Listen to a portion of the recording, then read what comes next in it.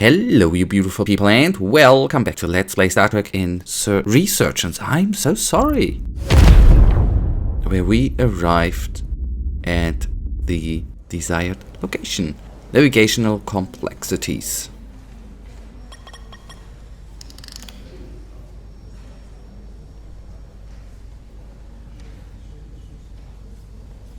Mr. Diaz, I understand you have already discussed the warp drive failure with Ambassador Spock? I have. It is imperative that the Ambassador's shuttle be flight ready. I need you both to ascertain the root cause of the system failures he encountered. I'm surprised, Commander. I thought you would have wanted to work on Ambassador Spock's shuttle yourself. I respect the Ambassador and his many accomplishments, but I do not derive any satisfaction from interacting with his shuttle as if it were somehow transubstantiated through its association with him. Especially when I have the entirety of this starship to concern myself with. When you look at it logically, yes, it is just a shuttle.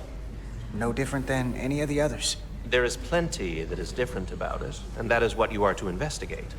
But please limit your findings to observable scientific phenomena. We'll try to restrain ourselves.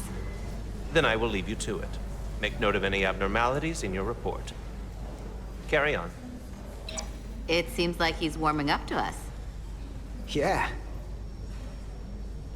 Even Chobok has to look at that face and know you've earned some real respect. And I have to admit that I owe you one. You were right to make me go first. I don't know what I was thinking. You've pulled me out of trouble how many times? Call it even. Okay. At the very least, maybe I can track down that bottle of Saurian brandy you're still on the hook for. But first, we have work to do.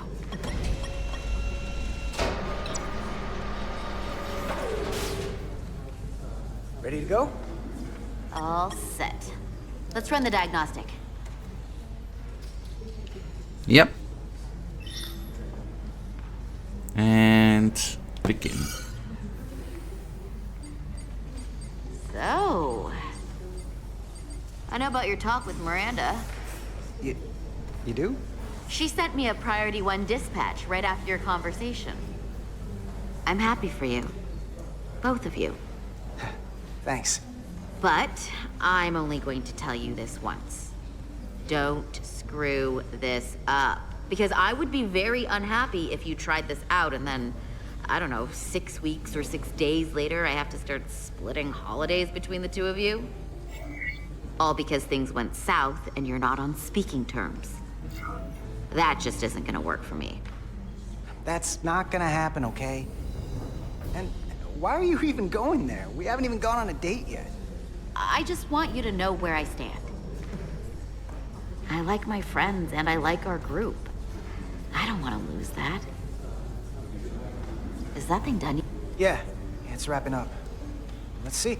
The relays along the primary EPS are blown. The backup relays are all intact.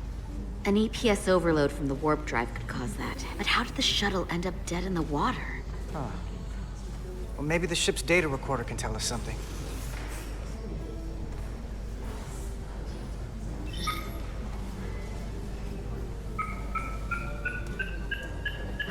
Here. They were only about 8 minutes from their plotted warp point. No faults, just those warnings. What are they?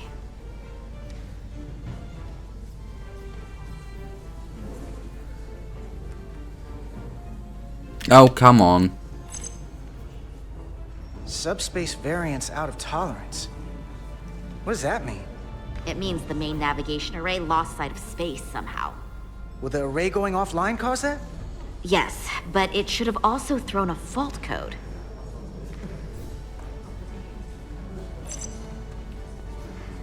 There was a complete warp cascade failure. Wow. They're lucky the shuttle didn't turn inside out. Makes me think the computer panicked on the warp field equation.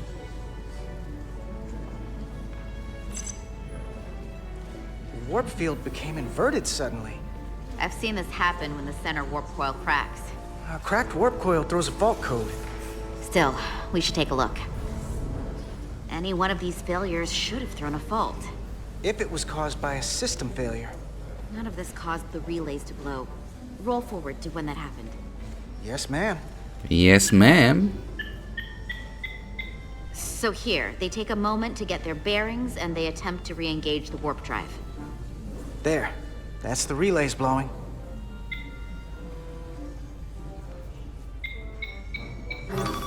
And look, there's another warp system alert. Let's check. They're all the same. Subspace variants out of tolerance, or warp inversions. Finally, there's a complete warp cascade failure. Then it's one of two things. Either a warp coil is cracked or the navigation array is offline. That makes sense. Divide and conquer. You want to check the warp coils or the navigation array? I'll check the other. Let's not overcomplicate this. One of these systems is likely broken. I'll check the navigation array.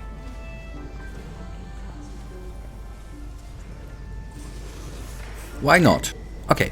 Tricorder usage. Your tricorder can record and analyze data. Looking through it will reveal the unseen. Use your grip or hold your tricorder. Hold to scan glowing objects. You must be close to some objects to scan them. Watch the frame of the screen to see if you are too far away.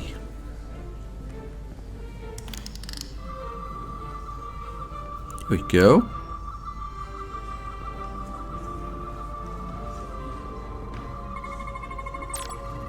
Now, some objects you scan will activate a deep scan. During a deep scan, use L1 and R1 to switch between different scan modes and search for glowing objects.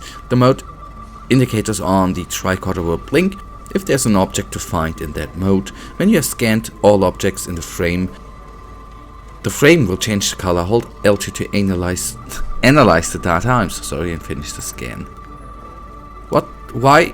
Oh, there.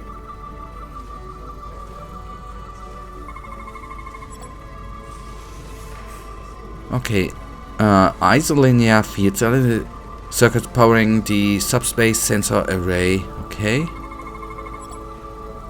The shuttle subspace sensors are vulnerable to backscatter interference from other internal subsystems. Filter help attributes such as radiation and keep sensor data clean. Anything else? There we go. Okay, that we already had, right? Ah, by the way, 2 of 3 detected. I'm just guessing.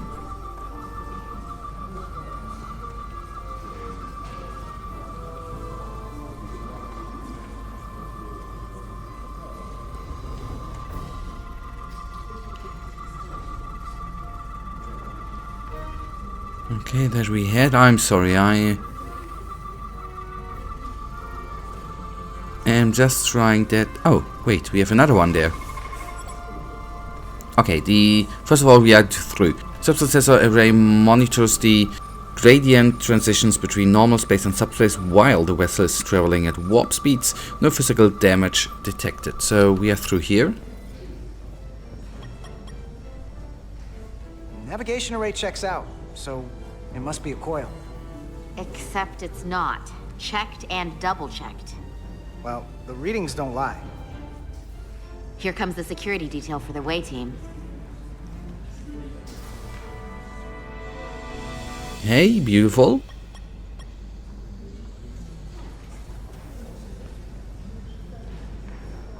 Hey. I'm not here. We're escorting the negotiating team to the surface as soon as they come down from the bridge. I don't want to interrupt some important work. I was just hoping to see you before I go. The captain and the others will be here any minute now. Should be an interesting ride down to the surface. Come on, I'm never too busy to make time for you. That's not true. No, but I am glad you came by. Now that's more accurate. I gotta be precise with you, huh? Hey, Maris. Aren't these those button pushers you're always hanging out with? And you're the phaser jockeys we always beat in Parisi squares, right? All aboard for Hotari. That another one of the captain's railroad things? Gotta be. I just usually zone out by the time he gets to the whole, steam engines were the warp drives of their day part. Catch y'all later. You don't want to miss your train. I do have to go.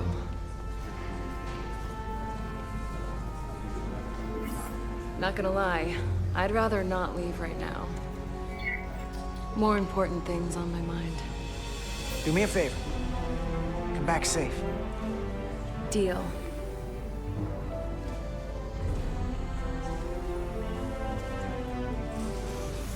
Be seeing you.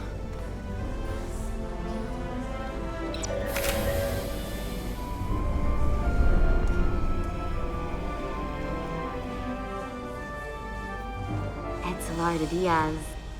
If you could float back down to reality, we still have a ways to go. All right, where were we? So, the warp coils in the navigation array are fine, but the nav computer doesn't seem to think so. I'm out of ideas short of field stripping the shuttle from bow to stern. You wanna take this out of the shuttle and throw it on the bench? Oh, real hands-on maintenance. I like it. Okay, the nav computer is patched into the ship. The ship's computer can double-check our work. If the shuttle's nav computer is putting out false data, we'll know it. Let's run through the shuttle's logs again. Running now. Yes.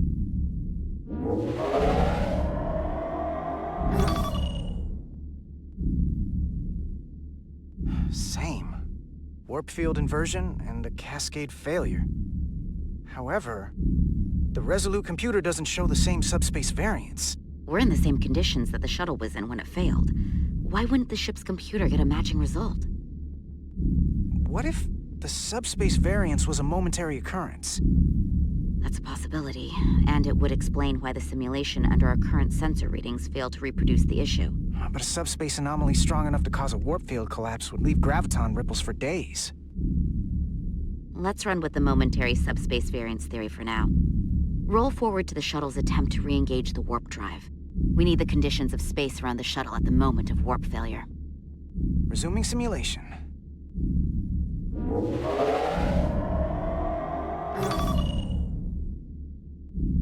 Error in warp field calculation. Cochrane formula variables are out of range. That right there. Take the shuttle sensor data from that moment. Computer, why did the warp field calculation fail? Warp field pressure returned non-orthogonal. Results are undefined. That doesn't help. Wait, what if we use a different ship?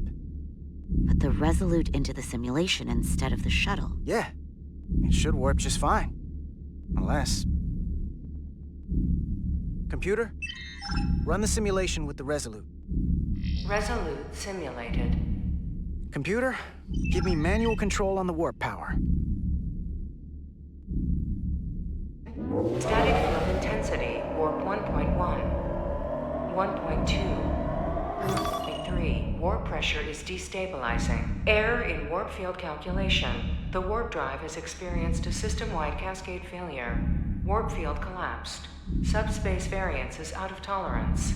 Cochrane formula results are undefined. Bingo. What-o? The same moment when the shuttle failed to warp, so did the ship. Whatever happened to the shuttle just happened to us. The Resolute will not sustain warp. We can't leave Hotari space.